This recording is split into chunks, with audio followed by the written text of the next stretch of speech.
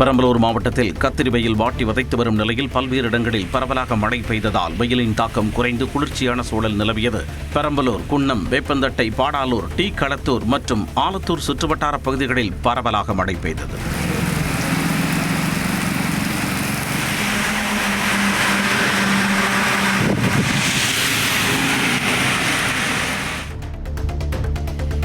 உதகை மற்றும் அதனை சுற்றியுள்ள கிராமப் பகுதிகளில் அரை மணி நேரத்திற்கு மேலாக பெய்த கனமழையால் வெப்பம் தணிந்து குளிர்ச்சி நிலவியது. ஷேரிங் கிராஸ், தாவரவியல் பூங்கா, லவ்டேல், நஞ்சநாடு, முத்துறை உள்ளிட்ட கிராமப் பகுதிகளிலும் கனமழை பெய்தது. சுற்றுலாப் பயணிகள் மட்டுமின்றி விவசாயிகள் மழையால் மகிழ்ச்சியடைந்தனர்.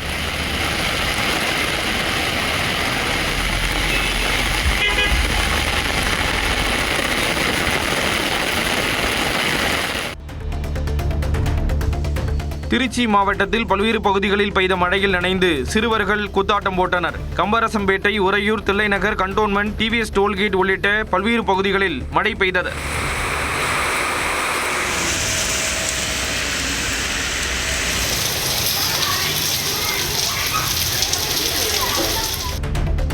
கரூர் மாவட்டம் குளித்தலையில் பலத்த காற்றுடன் கொட்டி தீர்த்த கனமழையால் மரங்கள் முறிந்து மின்கம்பங்கள் மீது விழுந்தது.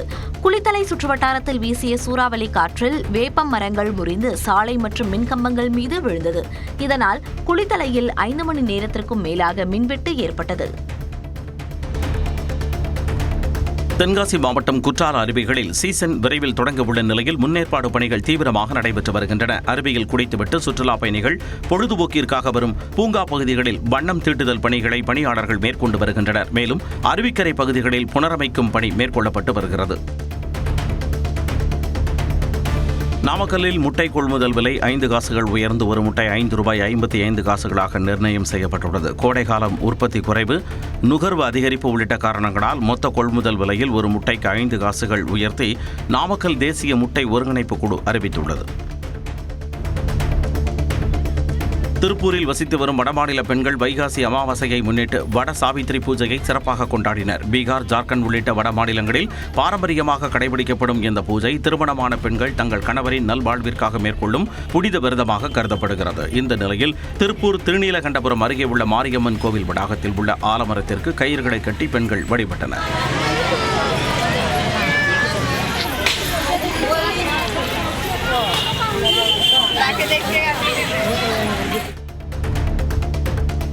காஞ்சிபுரம் காமாட்சியம்மன் கோயிலில் வைகாசி மாத அமாவாசையொட்டி தங்க தேர்பவனி விமர்சையாக நடைபெற்றது. பச்சை பட்டுடுத்தி, வைரம், வைடூரியம் அணிந்து அருட்காட்சி அளித்த அம்மனை ஓம் சக்தி பராசக்தி என முழக்கம் எழுப்பியவாறு பக்தர்கள் தேரை வடம் பிடித்து இழுத்தனர்.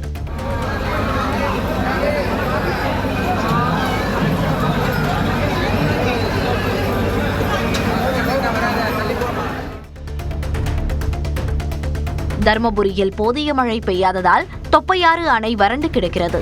கடந்த ஆண்டு பருவமழை பொய்த்து போனதால் சின்னாறு, கேசர்குடி, நாகாவதி, தொப்பையாறு உள்ளிட்ட 8 அணைகள் வறண்ட நிலையில் நடப்பாண்டாவது பருவமழை போதிய அளவில் பெய்யுமா என விவசாயிகள் எதிர்பார்த்து காத்திருக்கின்றனர்.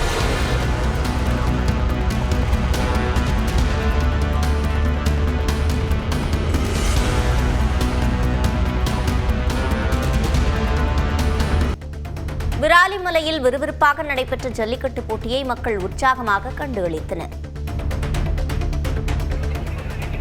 புதுக்கோட்டை மாவட்டம் விராலிமலையில் விறுவிறுப்பாக நடைபெற்ற ஜல்லிக்கட்டு போட்டியில் 750 காளைகள் களம் கண்டன. கண்ணுடையால் ஆலய பூச்செறிதல் விழாவை முன்னிட்டு நடைபெற்ற ஜல்லிக்கட்டு போட்டியில் 750 காளைகள் களமிறங்கின. வாடி வாசலிலிருந்து சீரிய காளைகளை 250க்கும் மேற்பட்ட மாடுபிடி வீரர்கள் போட்டி போட்டு அடக்கினர். ஒருத்தர் மட்டும் பாக்குறதுக்கு நல்ல பிரம்மாண்டமா இருக்கு. காளை வெற்றி பெற்றது. சூப்பர் காளை வெற்றி. காரைக்காலை அடுத்த திருநள்ளாறு சனீஸ்வர பகவான் கோவிலில் கோடை விடுமுறையால் பக்தர்கள் கூட்டம் அதிகரித்து காணப்பட்டது. நலன்குளத்தில் புனித நீராடி நீண்ட வரிசையில் 4 மணி நேரத்திற்கு மேலாக காத்திருந்து பக்தர்கள் சாமி தரிசனம் செய்தனர். அப்போது வெள்ளிக் கவசத்தில் சனீஸ்வர பகவான் பக்தர்களுக்கு காட்சியளித்தார். பக்தர்கள் கூட்டத்தால் திருநள்ளாறு கோயில் விழாக்கோலம் பூண்டு காணப்பட்டது.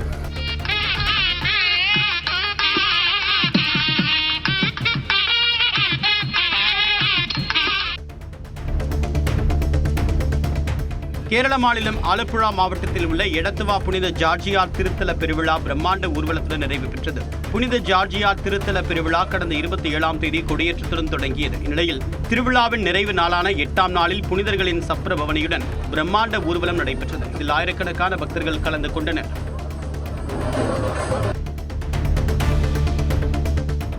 கொடைக்கானல் பேரிஜம் ஏரி சுற்றுலா தலத்தில் புலிகள் முகாமிட்டிருப்பதால் சுற்றுலா பயணிகள் செல்ல தற்காலிகமாக தடை விதிக்கப்பட்டுள்ளது.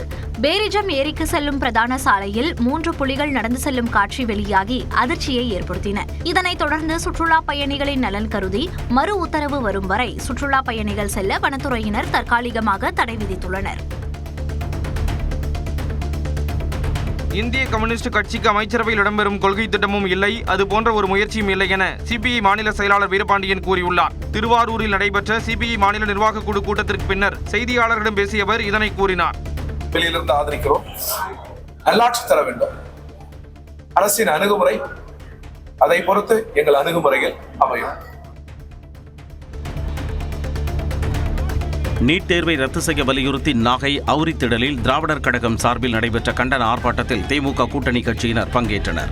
இதேபோல் சேலம் கோட்டை மைதானத்தில் நீட் தேர்வை ரத்து செய்ய வலியுறுத்தி திராவிடர் கழகத்தின் சார்பில் கண்டன ஆர்ப்பாட்டம் நடைபெற்றது. 8 கோடி தமிழர்களின் ஒற்றை தீர்ப்பு, நீட் ஒழிப்பு, நீட் தேர்வை திணிக்காதே, ஒன்றிய அரசு, மோடி அரசு.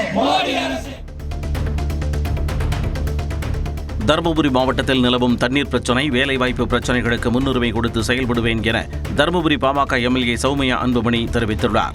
நல்லம்படி வட்டத்திற்குட்பட்ட கிராமங்களில் வாக்களித்த மக்களுக்கு நன்றி தெரிவித்த அவர் தேர்தல் வாக்குறுதி அனைத்தையும் நிறைவேற்ற பாடுபடுவேன் என்றார். நிலைமை மாற வேண்டும், போதை பழக்கம் தமிழ்நாட்டை விட்டு ஒழிக்கப்பட வேண்டும் என்பதற்காக தான் நிறைய திட்டங்களை நாம் கொண்டு வர வேண்டும்.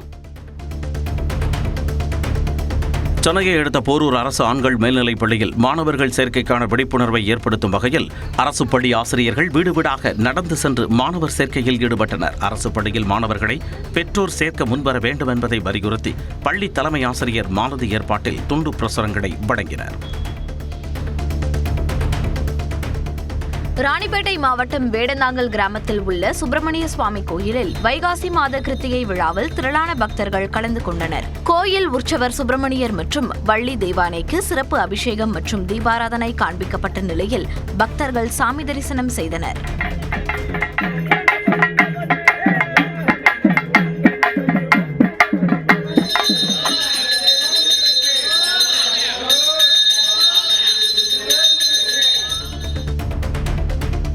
பொள்ளாச்சி அருகே ஆழியார் வால்பாறை வனச்சாலையில் பூத்து குலுங்கும் அந்திக்காட்டு மல்லிகை பூவை அவ்வழியாக செல்லும் சுற்றுலா பயணிகளும் வாகன ஓட்டிகளும் கண்டு ரசித்தனர். பொள்ளாச்சி அருகே உள்ள ஆனைமலை புலிகள் காப்பகத்திற்கு உட்பட்ட மேற்கு தொடர்ச்சி மலையில் அரிய வகை மரங்கள், தாவரங்கள், செடிகள் உள்ளன. மேலும் ஆழியார் வால்பாறை சாலையில் இருபுறமும் அந்திக்காட்டு மல்லிகை பூக்கள் பூத்து குலுங்கின.